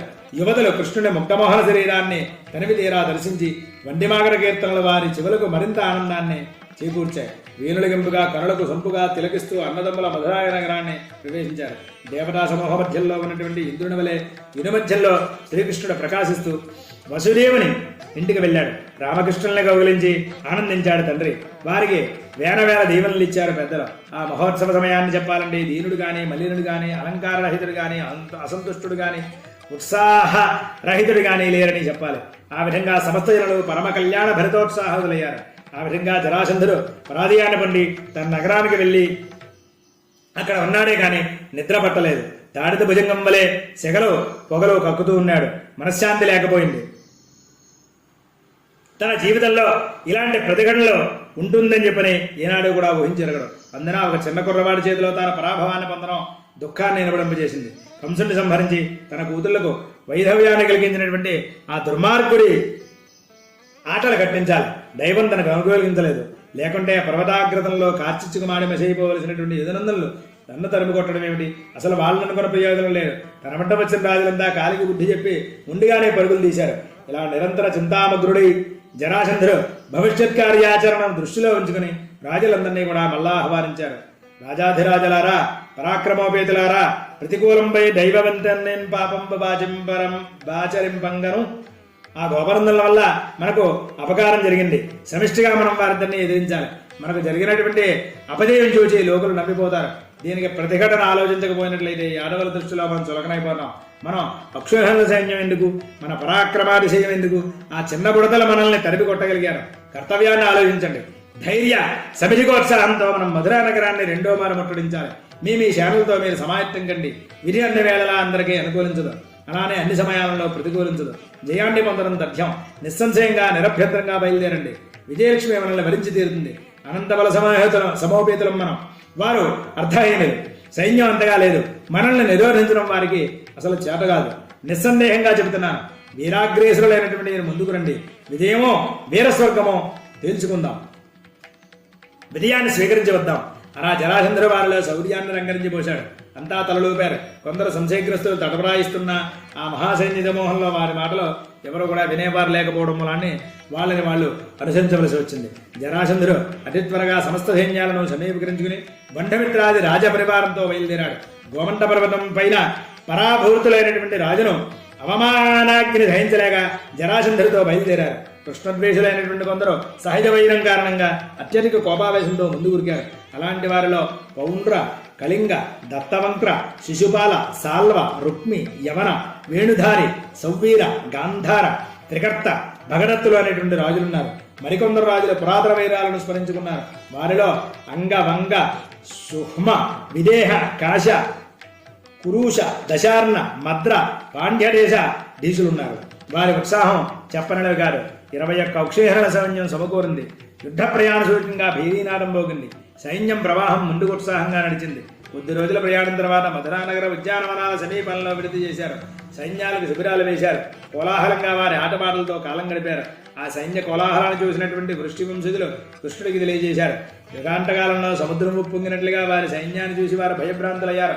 బలరాముడితో నవ్వుతూ కృష్ణుడు ఇలా అన్నాడు: బలదేవా, భూభారాన్ని మాంచేందుకు విధి ఒక్కసారి వీరందరినీ చేర్చినట్లుంది. దుర్మార్గుడైనటువంటి జరాసంధని మూలంగా వీరంతా కూడా యమలోకాన్ని ఒక్కసారిగా చూడబోతున్నారు. అనేక దేశవాసులైనటువంటి ఈ రాజులకు క్రీడా వినోదంగా సంహరించాలి. మనం కూడా యుద్ధ సన్నద్ధం కావాలి. యాదవ వీరుల్ని ఉత్సాహపరచండి. యదువృద్ధులను, యదుకిశోరులను సమయత్తం చేయండి అన్నాడు కృష్ణుడు.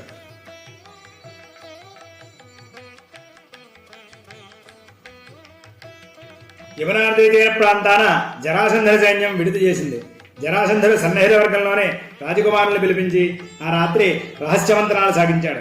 ఎలాగైనా యాదవులను మట్టపెట్టి తీరాలి, వారి అహంకారాన్ని అణిచివేయాలి, వారి ఆటలు ఇకపై సాగనేయకూడదు, మధురానగరం చుట్టూ గాలి కూడా చొరబడనేయకుండా మన సైన్యాలు ఆక్రమించుకుని చుట్టుముట్టాలి, అలా వ్యూహాన్ని సిద్ధం చేయండి అని చెప్పిన ఆదేశాలు జారీ చేశాడు. ఆ ప్రయత్నానికి అనుకూలంగా సైనికులను పురమాయించాడు. గొడ్డళ్లతోనూ పెద్ద పెద్ద గుణబాలతోనూ మధురానగర కోట గోడలను సైనికులు తప్పడం ప్రారంభించారు. ఉక్కు బుల్లలతో రాతి కట్టడాలను పగలగొడుతూ ఉన్నారు. ఒడిశలను విసురుతూ ఉన్నారు. చిమ్మచీకటయ్యేలా ప్రదేశంతా గడాంధకారంగా బంధనంగా చేశారు. ఆ రోజు మొదలు నగరం ధ్వంసం చేయవలసిందిగా రాజాజ్ఞ. గోమంతం పర్వతం చుట్టూ సైన్యాన్ని నిలిపారు. జరాసంధుడిలా అప్రతిభుడై వ్యూహాన్ని పన్నాడు. అక్కడ కృష్ణుడు ఉగ్రసేన మహారాజును సైన్యాధ్యక్షుడిగా నియమించాడు. బలదేవ సైన్యంగా యాదవ వీరులతో యుద్ధరంగానికి విచ్చేశాడు. శ్రీకృష్ణుని మహామహిమాన్విత తేజాన్ని చూసి చిత్రమోహన్లోని రాజులు భయ భ్రాంతులయ్యారు. గణేశన యుద్ధంలో తమ పాటలు తలుచుకుని మరికొందరు వెనకడుగు వేశారు. బ్రతుకమే రాశిలో కొందరు దైవస్మరణ చేశారు. క్షణకాలం పాటు చిత్రాల వలె నిల్చుండిపోయారు. జరాసంధ పక్షంలో అపరిమిత సైన్య సమూహం ఉన్న యాదవుల పక్షం ఏ విధమైన నిరుత్సాహాన్ని ప్రదర్శించలేదు. ఆ భేదభావం వారి మనస్సు కలగలేదు. సరిగదా వారు ఎదుటి పక్షంలో వారు అల్పులుగా భావించి వాళ్ళని ఆ విధంగా తలచారు. దానికంతరికీ కూడా శ్రీకృష్ణుడు తన పక్షం వారిలో కలిగించిన ధైర్యము సాహసమే కారణం. అప్పుడు శ్రీకృష్ణుడు యుద్ధభూమిలో ఎలా ఉన్నాడంటే, శ్రీకృష్ణుని తేజస్సు చూసి శత్రు సైన్యం ఒక్కసారిగా కంపించిపోయింది. హలాన్ని ముసలాన్ని చాపాన్ని ధరించి బలరాముడు దివ్యమంగళాకారంతో నిల్చున్నాడు. అతని చూపులు ప్రళయాంతకాల రుద్రుని తీక్షణ వీక్షణలే ఉన్నాయి. రామకృష్ణులు తమ పక్షానికి చెందిన వారినందరినీ కూడా పేరు పేరున పలకరించారు. ఇరువృద్ధులకు నమస్కరించి ఆశీస్సులు అందుకున్నారు. మిత్రులకందరికీ కూడా కుశల ప్రశ్నలతో సంతోషపరిచారు. ఒక విధమైనటువంటి నూతన ఉత్సాహం ఆవరించింది వారందరినీ. మకరాలయం ప్రవేశించినట్లుగా విరోధి వ్యూహాన్ని యాదవులు సమీపించారు. కృష్ణుని చూసి జరాసంధుడు యుద్ధ ప్రారంభ సూచనగా సంఘానారం చేశాడు. అతన్ని లెక్క చేయని విధంగా కృష్ణుడు పాంచజన్యాన్ని పూజించాడు. ఆ నారం భూనభోంతరాలలో ప్రతిధ్వనించింది. దేవతలు అభినందించి ప్రతినాదం చేసినట్లుగా తోచింది. ఆ నాదం మీదని దేవతల సమస్త దుష్ట సంహారం జరగబోతుందని సంతోషించారు. ఆ పాంచజన్యనాదం ఒక్కసారిగా వారి గుండెల్ని జల్లనిపించింది. మరుక్షణంలో గుండెల నిండా ఆనందం పొంగి పొరలింది. జరాసంధర పక్షంలోని వారు దిక్కుతెలియని స్థితిలో పడిపోయారు. కొందరి చేతిలో విల్లులు విరిగిపోయాయి. రథసారథుల చేతిలో పగ్గాలు చెదిలాయి. గజతురగ బృందం చెల్లాచెదరైపోయింది. యుద్ధం ప్రారంభమైంది. మగధాధీశుడు బాణపరంపరను కృమ్మరించాడు. ఎదురుగా సేనాధిపత్యం నిర్వహిస్తున్న ఉగ్రసేన మహారాజుతో, వృద్ధరాజా, మీ భోజవంశం వారు రాజులుగా పరిపాలిస్తూ ఉండగా యాదవులు కింకరులుగా తిరుగుతూ ఉండడం మేము చూశాం. అలాంటి పౌరుషవంతమైనటువంటి భోజవంశంలో జన్మించి నీతిబాహ్యంగా నీవు వారి కొలువులో పనిచేయడం ధర్మం కాదు. నీకన్నా నీచుడు మరొకరుండడు. నీ కుమారుడైనటువంటి కంసుడిని నిష్కారణంగా సంహరించినటువంటి ఆ కృష్ణుని నీవు ఎదిరించకపోవడమే కాకుండా అతని అడుగులకు మడుగులెత్తుతున్నావు. తగుదనమ్మా అని చెప్పని ఒక వీరుడిగా సేనలకు అధ్యక్షుడిగా ఉన్నావు. సిగ్గుచేటు. నిన్ను చూస్తే వియ్యమందినటువంటి ఆ రోజులు గుర్తొస్తున్నాయి. వైధవ్యంతో మొగ్గుతున్న నా కుమార్తెలు గుర్తుకొస్తున్నారు. త్రిలోక భయంకరుడైనటువంటి కంసుడి వీరస్మృతి పథంలో మెలుగుతూ ఉంది. రాజ్యం కూడా తాను అపహరించి నీకు పట్టాభిషేకం వట్టినే చేసి నిన్నొక పెద్దన చేసి వాజమ్మ కింద జమగట్టి కృష్ణుడు రాజ్యపాలన తానే చేస్తున్నాడు. నువ్వు ఆ సూక్ష్మాన్ని తెలుసుకోలేని మూర్ఖంలో ఉన్నావు. నీకు రాజ్యభారాన్ని అప్పగించారు కదా అన్న స్వార్థభావంతో శ్రీకృష్ణుడు చేసిన మోసాన్ని కులనాశనాన్ని మరిచిపోయావు. పట్టడన్నానికి పాలుమాలి పిండం తింటున్నట్టున్నావు. ఇంత పెద్దవాడవయ్యావు. నీ బ్రతుకు ఒక సిగ్గుమాలిన బండరాయి. నీవు మాత్రం భోగాలను రుచి చూస్తూ నీ కోడండ్రు కఠిన శిలలో సైన్యం కరిగేలా విలిపిస్తూ ఉంటే రాజ్యాధికారంతో కులుకుతున్నావు. నీవు శ్రీకృష్ణుని వంటివే కానీ రాజు కాదని గుర్తుంచుకో. నేను రాజధ్వంసి అయినటువంటి వీడిని మట్టుపెట్టి నా కసి తీర్చుకుంటాను. అప్పటికి కానీ రగులుతున్న ద్వేషాన్ని చల్లార్చుకోలేను. ముందు ససైన్యంగా నిన్ను చెప్పి తర్వాత రామకృష్ణులనే కీటకాల జోలికి పోతాను. దీపశాఖరావరించిన మిడతల వలె వారు మాడి మసిగిపోతారు అని ప్రగల్భాలు పలికాడు జరాసంధుడు. ఆ మాటలు వింటున్న శ్రీకృష్ణుడు కోపోద్రేకంతో, నీచాగ్రేసరా, నీవు కాలికి బుద్ధి చెప్పి పరుగులు తీసినవైనా అప్పుడే మర్చిపోయినట్లున్నావు. నువ్వు పారిపోకుండా ఎదిరించి నిలబడి చాలు. నీ కంఠాన్ని ఒక్క ప్లేటుతో తెగవేస్తాను. నా ప్రతాపాన్ని ఆ రోజు గోమండ పర్వతంపై కొద్దిగా చూశావు. ఈ యుద్ధం నాకు బుద్ధి కనబోతుంది. నీవు మాట్లాడేవాలనుకుంటే నాతో చెప్పు. వృద్ధరాజు అనేటువంటి ఒక్కసేరిని అవమానపరిచగించబరచుకో. నీ పౌరుషవాక్యాలను నేను వింటాను. నేను కదా నీకు విరోధిని. నా పట్ల నీ ప్రతాపాన్ని చూపించు. నేను ప్రతి సమాధానం చెప్పగలనో లేదో పరిశీలించు. గోమండ పర్వతం మీద కృష్ణుడే ఎక్కడ ఉన్నాడని చెప్పి స్మరించుకో అని శ్రీకృష్ణుడు పౌరుషావేశంతో బాణంపరంపరను గురించాడు. రథసారథిని ఒప్పించి కారుముఖాన్ని కేతరాన్ని తురిమివేశాడు. ఇంతలో కౌశిక చిత్రసేనులు ఉధృతంగా అడ్డు నిలిచారు. కౌశికుడు బలదేవునితో తలపడ్డాడు. బలదేవుడు కౌశికునికి విల్లి విరిచాడు. ఆ సంగరంలో పరస్పరం రెచ్చిపోయినటువంటి కోపంతో ఒకరినొకరు దోషములు చేసుకుంటూ బాణ పరంపరలు నిగుడింపజేస్తూ ఉన్నారు. ఇంతలో ఉగ్రసేనుడి రథాలను తెగడార్చి విరధన్ని చేశాడు జరాసంధుడు. ఉగ్రసేనుడు అవమాన భారంతో యుద్ధభూమి నుంచి తొలగిపోయారు. కౌశిక చిత్రసేనులు అపక్రప పరాక్రమోపేతులై తోడు రాగా జరాసంధుడు రామకృష్ణుల్ని ఎదుర్కొంటున్నాడు. కొంతసేపు జరాసంధ బలరాములు అక్కడి కయ్యంలో తలబడ్డాడు. రెండు సైన్యాలు భేరీ మృదంగనాదాలు సింహనాదాలు చేసే వారిద్దరూ కొంత దూరం వెళ్ళి మోహరించారు. వాసుదేవుని దాశమహాదిరాజులు ఎదుర్కొన్నారు. సాత్యకి మరోవైపు ఎదిరించాడు. ఇలా సైన్యం 3 విధాలుగా చేలిపోయి యుద్ధం చేస్తోంది.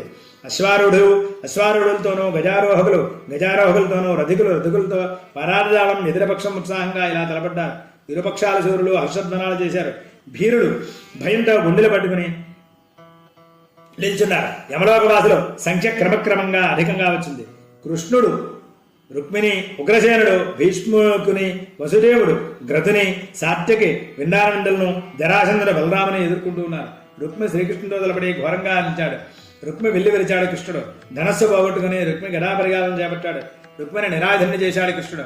అంతర్వాలుగా శారథిని రథాన్ని పూజినటువంటి గుర్రాలను దిగడార్చి విరధన్ని చేశాడు. భవిష్యత్తులో యాదవులు రుక్మితో బియ్యవందాలనే తలంపు వచ్చి చంపకుండా వదిలిపెట్టాడు. భీష్ముడు ఉగ్రసేనుడి భార్య నుండి తప్పించుకుని పారిపోయాడు. ఇలా ఆయా వీరుల్ని ఎడివీరులు శంకుర సమరంలో శక్తి సాహసాలు ప్రదర్శించి నిబెరపాటు కలుగజేశాడు. యుద్ధభూమి అంతా కూడా బీభత్సంగా మారిపోయింది. తునిగిన తొండములు, విరిగిన కొమ్ములు, ఒరిగిన సారథులు, కేతరాలు, తెగిపడిన నడుములు, తలలు, నెత్తిరమడుగులు, కాలువల గట్టగా రౌద్రాద్భూటావహంగా రణరంగం కనిపించింది. బలరామచంద్ర జరాసంధులు గదాయుద్ధానికి విజృంభించారు. 2 పక్షాల సైన్యాలు వారి గదాయుద్ధం చూడడానికి యుద్ధాన్ని విరమించారు. ద్వంద్వ యుద్ధంలో ఇరువురు ఒకరినొకరు తీసిపోని విధంగా విక్రమించారు. ఆమూలంగా కొంత విశ్రాంతి కూడా పొందారు. సిద్ధ విద్యార్థులు ఆకాశ మార్గం నుంచి ఉత్తర విజృంభణ పరిశీలిస్తూ యుద్ధభూమికి ఇచ్చేశారు. మహాభీషణంగా ద్వంద్వ యుద్ధం సాగింది. మహోద్రేకంతో రేగిన గజాల వలె, రోషభీషణమైన బిబ్బురుల వలె, దర్పోద్ధత వృషభముల వలె జరాసంధ బలరాములు సింహనాదాలు చేస్తూ పోరాడారు. గదా యుద్ధ కౌశలంలో ఒకరినొకరు తీసుకునే విధంగా పెనుగులాడుతూ ఉన్నారు. వారి పాదఘాతాల చేత భూభారాన్ని వస్తున్న దిగ్గజాలు దిగులుందాయి. రుధిరధారులు శ్రమింపగా వారిరువురు కూడా పుష్పిత కింసుక వృక్షాల వలె భాషించారు. ఆకాశ మార్గంలో వెళ్తున్న సిద్ధజానులు వినోదిస్తున్నారు. మహోగ్ర రూపంలో బలరాముడు శత్రువుడు ఒక్క వేడితో హతమారుద్దామని గదధారించాడు. ఆ శరీరవాడి అంతరిక్షం నుండి అహోబలదేవ, నీ కోపాన్ని సైరించుకో, జరాసంధుడు మరొకరు చేత చావవలసి ఉంది, నీవు ఇప్పుడు నీ ప్రయత్నాన్ని విరమించుకో అని చెప్పని పలికింది. జరాసంధుడు ఆ మాటలతో విమనస్కురయ్యాడు. బలరాముడు యుద్ధాన్ని విరమించాడు. 2 పక్షాల వారు యుద్ధం సంరంభం అని తిరిగి వెళ్ళిపోయారు. కానీ యాదవులకు జరాసంధ పక్షానికి తరచూ యుద్ధాలు దీర్ఘకాలం జరుగుతూనే ఉండేవి. జరాసంధుడు నిస్తేజుడై తమ సేనా సమూహంతో వచ్చిన దారినే పరాజితుడై వెళ్ళిపోయాడు. ఆ పరాభవాన్ని చూసినటువంటి యాదవులు విజయ విక్రాంతులతో సంబోధం పొందారు. రామకృష్ణుల శౌర్య పరాక్రమాలను కీర్తిస్తూ తమ సంహారాన్ని వ్యక్తం చేశారు. జరాసంధుడు అనేక పర్యాయాలు పరాజితుడు కావడం చూసి ఇంద్రరాజ్య పట్టాభిషిక్తులైనట్లుగా యాదవులు సంతోషించారు. వృద్ధ వీరులు ఎప్పుడైనా జరాసంధుడు హఠాత్తుగా పైన పదగలని చెప్పిన మనసులో ఆందోళన చెందుతూ ఉన్నారు. వారి జనసత్వాలను గూర్చి అంచనా వేసి అప్రమత్తంగా ఉండవలసిందని చెప్పి తమ సైనికులకు హెచ్చరికలు చేశారు ఈ యొక్క యాదవ వృద్ధ వీరులు. ఇలా జరాసంధుడు మధురపై 18 సార్లు పట్టుదలతో దండెత్తాడు. శ్రీకృష్ణుడు తాను కూడా శక్తులై ఉండి కూడా జరాసంధవన మరొకరి చేతిలో ఉండడం వల్ల చంపకుండా వదిలిపెట్టేశాడు. అది వారి బలహీనగా భావించాడు. జరాసంధుడు యుద్ధ సమయాల్లో దేవతా రూపాలు ధరించి, మిగతా వేళ మానవ రూపాలు ధరించి తమ మాయా ప్రభావం ఇతరులకు తెలియకుండా జీవిస్తూ ఉన్నారు బలరామకృష్ణులు. ఒకనాడు బలదేవుడు గోకులాన్ని తిలకించాలనే ఉత్సాహాన్ని ప్రదర్శించాడు. శ్రీకృష్ణ, మనం పిన్ననాటి ఎంతో సంబరంగా తిరిగినాటి రేపల్లకి వెళ్ళి బంధుమిత్రులను చూసి రావాలని కుతూహలంగా ఉంది.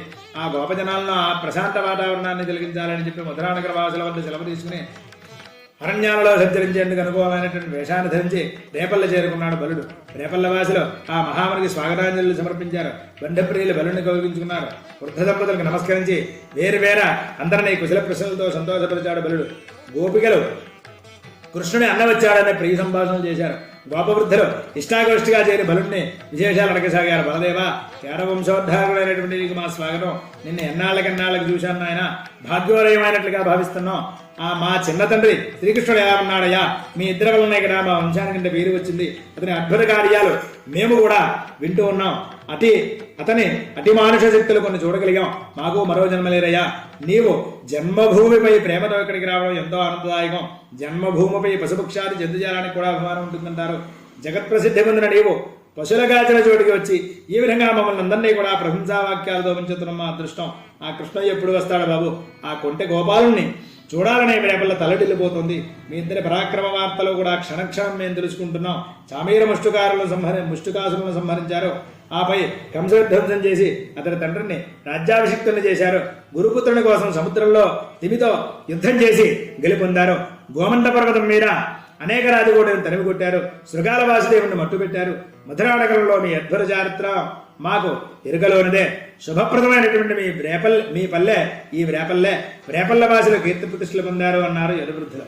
ఆ మాటలకు బలుడు సంతోషించే మహాభాగులారా, మీరింతగా అభినందనలు కురియించారు.